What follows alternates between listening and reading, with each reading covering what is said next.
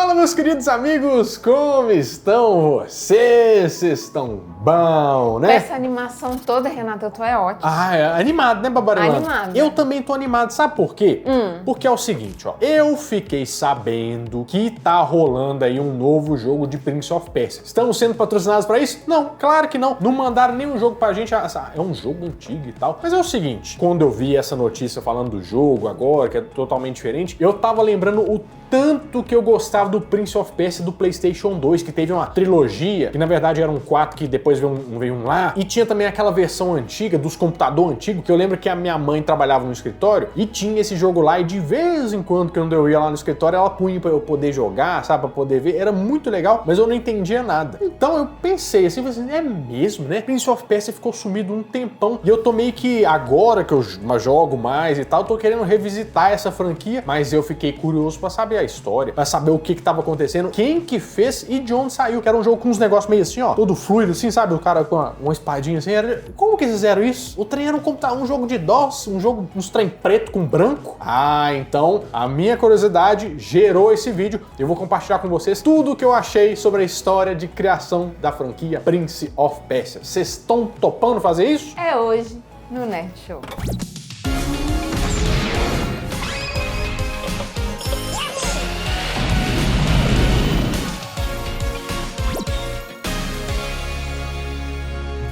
Bom, para começar a nossa história das 1001 noites aqui...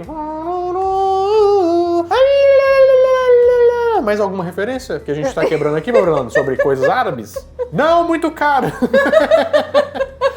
Cancelado em 35 países. Muito ouro, inshallah. Pra gente começar falando sobre a história de Prince of Persia, nós temos que descobrir quem que foi o jovenzinho que o criou, que teve a ideia primeiro e como é que ele chegou nessa construção toda. A história começa com o jovem Jordan Mechner, que era um designer e programador que gostava muito de trabalhar no computador da época que tava saindo um lançamento, que era o Apple II. Hoje a gente já tem no iPhone 15, né? 16? Como é que é? Qual que é o número que nós estamos já? 15. 15? A gente não, né? Mas... Não, a gente não. O universo que dorme na fila, 15, tudo bem. Mas ele programava jogos pro Apple II enquanto ele ainda tava na faculdade. Sabe aquele cara que tá querendo subir na vida, tá cheio de ideias? Eu já fui essa pessoa, Bruno. Hoje eu só sou essa pessoa mais velha.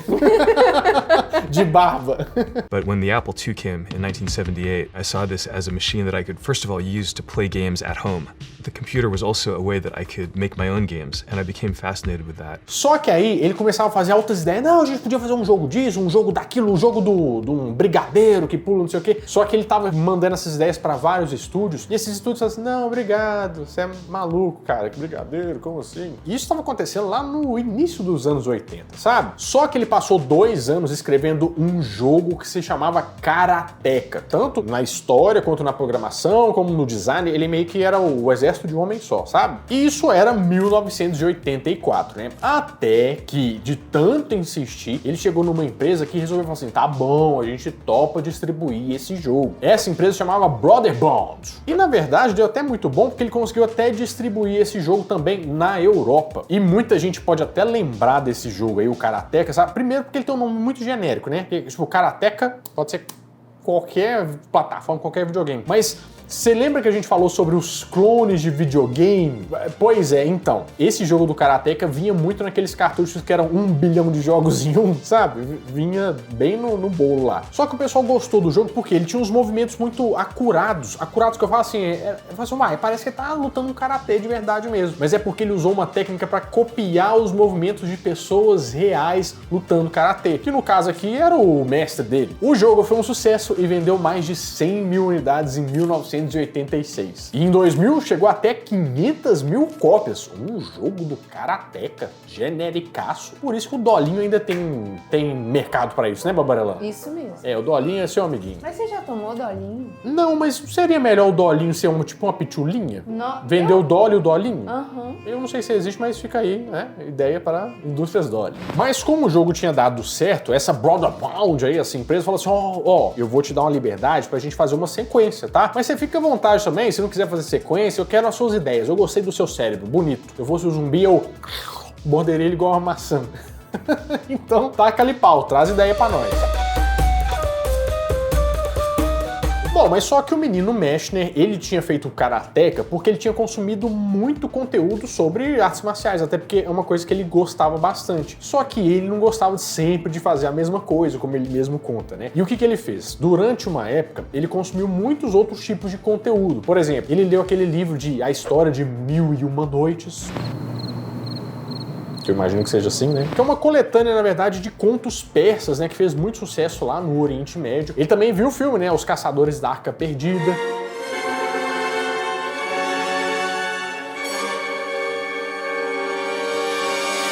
Mostra uns países como o Egito, Nepal, né? E também gostava das aventuras de Robin Hood, aquele filme de 1938. Vou perguntar se você lembra, que você, né? Quem já tá nessa idade também não lembra de mais nada. Foi há 84 anos. E com esse material, ele teve a ideia de fazer um jogo que ia se passar na Pérsia medieval. É diferente, né? Eu nunca ia pensar na Pérsia medieval. The story of Prince of Persia was also simple. Like Karateka, it involved rescuing a princess. And it was really inspired by The 1001 Nights and by movies like the 1940 Thief of Baghdad, in which an evil Grand Vizier has seized power and imprisoned the princess. E a história desse jogo ia ser a seguinte, ó. Tinha um sultão lá, que é meio que o manda-chuva de tudo, que tinha um vizir. O vizir é como se fosse o conselheiro dele. Achei que era um vizinho. Podia ser também, né? Ele tinha um vizinho que ficava, sai do meu jardim. Fique longe da minha casa!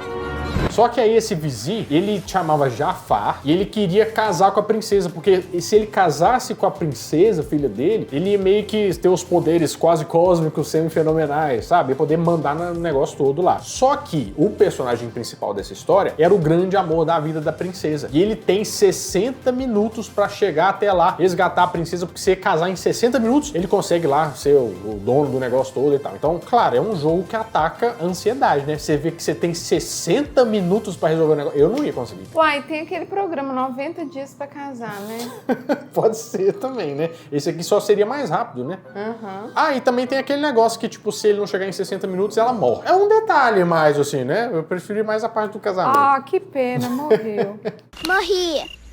O desenvolvimento começou em 1985. Só que, como é que eu vou explicar? Ele foi feito numa linguagem de programação que a programação, você programa tudo sobre o jogo. Tipo, se você pular assim, acontece isso. Se tal coisa acontecer, você faz isso. Era uma programação um pouco básica, então não tinha tantos recursos assim. Tanto é que ele teve que fazer as animações do personagem por um processo que chama rotoscopia, que é uma coisa que a gente sempre fala aqui no Nerd Show, mas eu vou te explicar mais ou menos o que é. É uma técnica de animação que faz com que você consiga animar alguma coisa usando uma cena como referência. Deixa eu te dar um exemplo. Sabe do He-Man? O desenho do He-Man, que ele ficava sempre, quando eles estavam correndo assim, ó, dava uns movimentos meio fluidos, assim, meio diferente do resto da animação, né? Eles filmavam pessoas de verdade e depois usavam uma máquina para passar essa imagem para uma tela e você desenhava por cima. Isso a Walt Disney usou muito nos primeiros filmes deles também. Aqueles lá dos anos 40, tipo A Branca de Neve, depois A Bela Adormecida. A maioria desses filmes usa o processo de rotoscopia. Isso dá uma qualidade muito boa na animação, fica uma coisa muito... parecendo uma coisa do mundo real. E todos os movimentos do protagonista foram feitos pelo irmão dele. Ele gravou o irmão dele, desenhou em cima do irmão dele e... pronto, tá aí o nosso herói desconhecido do Prince of Persia. Foi um processo meio que inovador pra época, né? Inclusive porque o cara falou que usou isso porque, assim, eu não sabia desenhar direito, fazer animação. Aí meio que usou como uma muleta, mas uma muleta que ficou por anos e anos aí sendo usada também, né? E outra inovação pra época foi o combate com espadas, porque não era uma coisa normal de acontecer, porque antigamente era tipo assim, ficava mais fácil de programar pro pessoal que ia fazer se atirasse um projétil, alguma coisa, e não tivesse um contato, porque, assim, eu vou só falar isso porque eu já estudei eu já estudei de tudo nessa vida, né? Eu já fazia de tudo nessa vida. Mas eu também já fiz design de jogos, então, normalmente para você fazer a interação com os personagens, você tem que criar uma coisa bem definidinha dentro do corpinho dele ali para poder, por exemplo, mostrar que teve contato e tal, então isso é muito difícil hoje, imagina na época, né? Era um negócio meio complicado, e fazer isso com espada era difícil. E ele realmente não queria fazer um jogo violento. And every time Tomi saw Prince of Persia on my screen as she walked by my desk, she would say, "You need combat or this game's not going to be fun." And this frustrated me because I hadn't planned for combat. Karateka was a fighting game. The whole game was you meet a guard, you fight the guard, and then on to the next battle. And so I would explain to Tomy, I can't do that because there's not enough memory in the computer to also have a smoothly animated enemy that does everything that I would need an enemy to do. Falar em combate, qual que é a camiseta do dia? Você tem que fazer umas pubs, hein, Morelão? Você é boa de... Senhora. Hoje a camiseta, ó, em homenagem ao videogame, né? Nós estamos falando de Prince of Persia, Mortal Kombat. Esse aqui faz sucesso na rua, Morelão. Faz sucesso. Às vezes as pessoas me param por causa dela. E depois dos primeiros testes do jogo, ele viu que realmente o negócio ficou meio maçante ser um combate e colocou o povo de espada para dar um negócio a mais, né? E o pessoal gostou bastante. O jogo foi lançado para Apple II em 1989 e teve uma ótima recepção. E a partir de 1990, ele foi modificado para se encaixar também nos videogames domésticos. Quando fala videogame doméstico, não fica parecendo que tá de avental fazendo alguma coisa, varrendo uma casa? Parece. Tipo, imagina o Donkey Kong assim, ó. Te levanta os pés. Um jogo que a mãe da gente jogaria. Pode ser também. Foi lançado para DOS em 90, Amiga em 90 também, Atari ST em 91, Nintendinho e Super Nintendo em 92 e Genesis em 94. E atingiu mais de 2 milhões de unidades vendidas. Com uma diferença, na verdade, na versão do Super Nintendo. Na versão do Super Nintendo, ao invés de 60 minutos, você tem 120 minutos. Imagina que você já pausa pra alguém ficar te enchendo o saco assim, para de jogar esse negócio. Eu não tô jogando, não posso pausar. A mecânica, os gráficos, foi tudo muito elogiado, né? Inclusive a movimentação, que nem a gente falou. E ele foi uma inspiração para jogos vindouros, que viriam ainda, por exemplo, Tomb Raider de 1996, que a gente ainda tem que fazer um episódio sobre Tomb Raider aqui, porque eu adorava nadar na piscina com a Lara Croft, naquela mansão da Lara Croft. Que, Renato? Não era eu que nadava, né? Eu controlava a Lara Croft e ela nadava na piscina. Complicou. Quase que me complica aqui, né? Ia rolar um Mortal Kombat. Por causa do grande sucesso do Prince of Persia 1, claro que eles queriam fazer uma continuação desse jogo. E agora ele vinha com reforços. Parece um negócio do Cine Espetacular, né? Dessa vez não com Jordan Mechner sozinho, mas na verdade com uma equipe toda à disposição para meter o louco e fazer um jogaço do Prince of Persia. Prince of Persia 2 The Shadow of the Flame. Nesse jogo, o protagonista ainda tá atrás do Jafar, que na verdade agora assumiu a aparência do nosso personagem lá e tá enganando a princesa. Uma das principais diferenças é que agora podem aparecer até 4 inimigos na tela, né? Aumentando bastante a dificuldade, que já não era pouca, né? E agora você tem não 60 minutos, mas sim 75 minutos para você ir atrás do Jafar. Por conta de ter uma equipe agora, não só um cara, os gráficos aumentaram muito a qualidade, né? E tem também outros cenários, não é só um tipo de cenário mesmo, eles conseguem fazer uma ambientação diferente. O jogo foi originalmente lançado para DOS em 1993 e para Mac em 1994. E também para Super Nintendo em 1996. Foi um jogo muito elogiado, o pessoal falou que era até melhor do que o primeiro, mas ele teve um sucesso comercial um pouco abaixo. Eles não falam muito o porquê disso, mas mesmo assim foi tido como um sucesso, porque vendeu mais ou menos umas 750 mil cópias, que...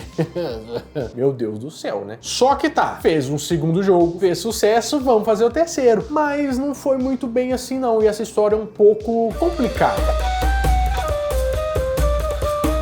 A Brotherbound, que era aquela empresa que tinha lançado, apostado na ideia ali primeiro, foi comprada pela The Learning Company, conhecida também como TLC. E o terceiro título foi anunciado, mas com essa aquisição que aconteceu ali em 98, parece que esse processo foi meio que, assim, vamos esperar e tal, você vê que as coisas começam a esfriar, assim, né? Aí teve um outro rolê também, que a Learning Company, ela foi adquirida por uma divisão da Mattel, que fazia jogos eletrônicos. Aí, nesse rolê todo, eles fecharam uma parceria com o estúdio que chamava Mindscape para fazer um outro jogo, seria o Prince of Persia 3D, trazendo o menino Jordan como consultor criativo. O que é um consultor criativo, Brelan? Ai, Renato, não faz pergunta difícil, não.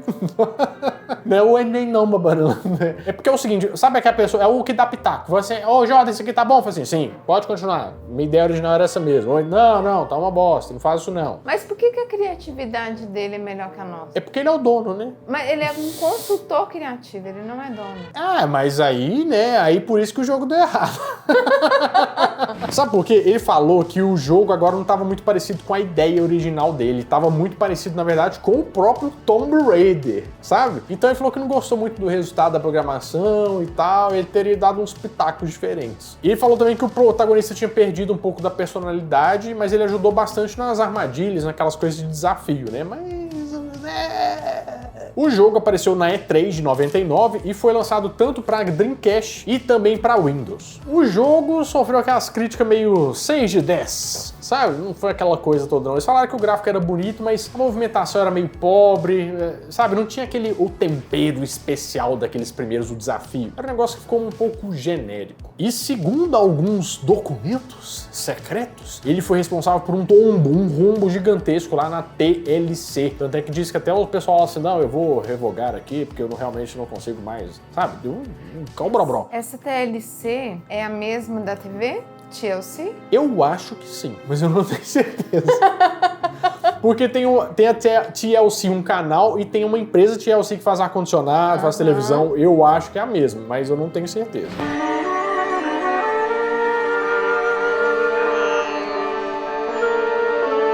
Mas meio que foi esse cenário meio apocalíptico que deu uma apagada nas chamas da franquia, né? E deixou ela dormindo por alguns tempos. Até que a areia tomou conta de tudo. Agora chegamos em 2001, quando a Ubisoft entra na jogada. Apesar de não ter mandado o jogo pra gente, eu quero frisar. Mandou pra tanta de gente que nem joga. Nem joga, não sabe o que é legal. Agora que as mesas redondas chata pra caramba de gente dando opinião de jogo, o povo acha que é um simpósio. É jogo, gente, vai cagar no mato as opiniões. Não, eu acho que a conjuntura total do jogo, pelo amor de Deus, é bom ou é ruim? Quer jogar ou não? Fim. 2 segundos de vídeo. A Ubisoft comprou um pacotão ali de uns ativos da Borderground, aquela empresa lá que tinha postado e tal, e um desses pacotes que veio assim, veio os direitos de Prince of Persia, que delícia, hein? E no mesmo ano a Ubisoft falou assim, não, vamos refazer aqui, os jogos, vamos lançar uma franquia, e chamaram o menino Meshner, lá, falou assim, você não quer participar do nosso processo, não? Ele falou assim, não, gente, eu fiquei assim, minha perna tá doendo, tô de boa aqui, eu vou ver o Netflix aqui, vocês vão sem mim. Mas mesmo ele dando o não, a Ubisoft falou assim, bom, mas eu comprei o direito, eu vou começar a desenvolver aqui que eu aposto nessa franquia. E começaram a fazer, e foram lá depois falaram assim, aqui olha, nossa, como é que está ficando legal esse jogo, hein? Se tivesse alguém que era o criador original pra vir aqui fazer, a gente ia gostar tanto. Aí sabe quando você começa a fingir isso? E começa a dar aquela olhada assim, ele fez isso, ele ficou interessado, e aí ele resolveu entrar de vez no projeto também. Yes! Hell yeah! Tanto é que ele entrou como consultor criativo, depois ele virou designer e também escritor, numa equipe de 65 pessoas que estava dividida, porque estava fazendo um outro jogo, que era o Splinter Cell, mas aí eles estavam fazendo isso aí tudo ao mesmo tempo. Agora parecia que o negócio ia. O jogo ia ser um reboot, né? Como se fosse um recomeço daquelas primeiras ideias dos anos 80. E o jogo teve mais de 150 versões antes de ser finalizado. Mas olha, esse aí eu joguei bastante, eu vou falar com vocês. Ele foi lançado em 2003 para PlayStation 2, Xbox, GameCube, Windows e Game Boy Advance, que tinha uma versão diferente, inclusive.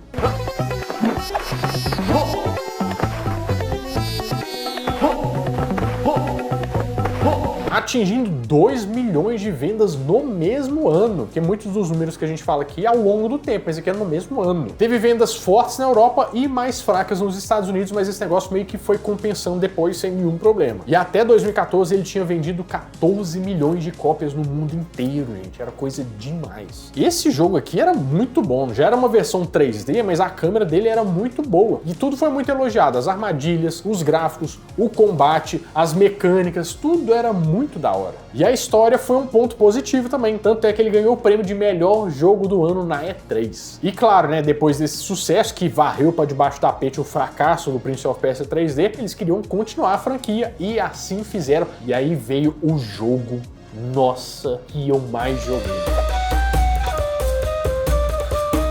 Era Prince of Persia Warrior Within, que foi lançado para PlayStation 2, Xbox e Windows. Um negócio que o pessoal fala é que não tem muita inovação enquanto no anterior. Isso é até uma certa verdade, na mecânica não. Mas ele também não tem a mão do criador, ele não estava envolvido no projeto. E também o pessoal fala que ele ficou mais dark, assim, o Warrior Within, até a capa você vê que ele é um pouquinho mais dark. Não tem muito aquela coisa original do Prince of Persia do início. Mas na minha humilde opinião, achei que ficou sensacional. Ficou muito bom, eu passava horas me divertindo com aquela mecânica, inclusive, de voltar no tempo. Não sei se vocês lembram que você fazia um negócio, aí você tinha que voltar no tempo, inclusive, pra você fazer alguma coisa, resolver um quebra-cabeça, alguma coisa. Ah, gente, era muito bom. Vendeu quase 2 milhões de cópias aí no mês do lançamento. Eu já acho que foi um negócio bom. Eu gostei muito desse jogo.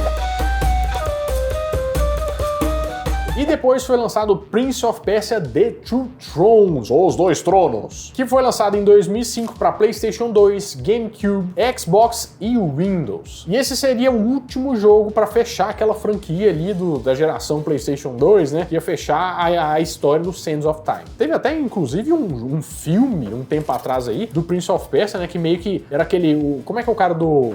O nome do cara do Jake Gyllenhaal, que é o cara do Donnie Darko, que inclusive já fizemos um vídeo aqui muito da hora sobre Donnie Darko, se você quiser assistir, vou deixar aqui no card pra você. Fizeram com essa estética do Warrior Within, desse Two Thrones, só que aqui tinha uma coisa diferente. A mecânica era a mesma, né? Tinha poucas coisas de mudança assim, mas agora tinha tipo um príncipe do lado sombrio, assim, e às vezes ele aparecia, tinha uma arma própria, era um negócio meio maluco, assim. Eu não joguei esse jogo não, mas eu me interessei muito pela mecânica e pela história que eles estavam fazendo. Esse foi um jogo muito bem recebido, com a nota 8 em 10. Nos gráficos, na jogabilidade, a história, o pessoal gosta muito. Vendeu 1,5 milhão de cópias no mês do lançamento. Depois veio um jogo em 2007 que era como se fosse uma reimaginação do primeiro jogo com a nova tecnologia. Meio que a ideia principal, que você tinha uma minutagem para você passar lá. Teve também um reboot em 2008 que era para reimaginar a franquia. Em 2010 saiu também Prince of Persia: Forgotten Sands, que era como se fosse a continuação daquela trilogia que a gente gostava ali do PlayStation 2 e tal, sabe? Mas assim, ele não teve aquela recepção tão boa igual os antecessores deles, não. Parece que a franquia tava ficando um pouco mais de lado. Inclusive, algumas pessoas falavam que a Ubisoft estava com pouco interesse em desenvolver a franquia, né? Porque o Assassin's Creed estava dando muito lucro. Tanto é que saíram nesse período aí mais ou menos uns 7 jogos no hiato do Prince of Persia. E a gente estava até achando estranho que não ia ter mais jogo de Prince of Persia, até porque foi um sucesso muito grande, né? Estrombólico. Além de estrondoso, estrombólico.